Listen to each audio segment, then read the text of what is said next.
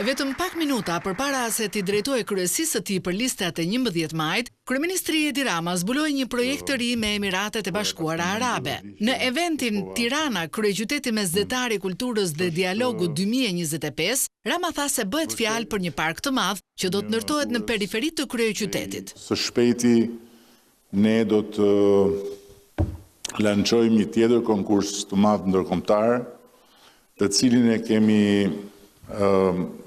konceptuar së bashku me presidentin e Emirateve të Bashkuara, që është konkursi për një park të madh të besimit. Me fjalët e Qerem Çabejt, nëse do të njohësh një komb ec në rrugicat e kryeqytetit të tij, Rama solli në vëmendje transformimin e Tiranës gjatë qeverisjes së tij. Sot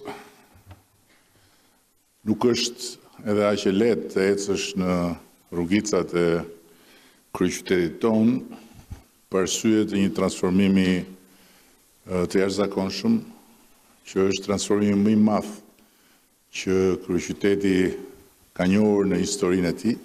Në muajt e ardhshëm, e mbylli Rama mesazhin, Tirana do të ketë një numër të madh aktivitete shëngjarjesh kulturore në funksion të të qenit kryeqytet europian i kulturës dhe dialogut në mesdhe.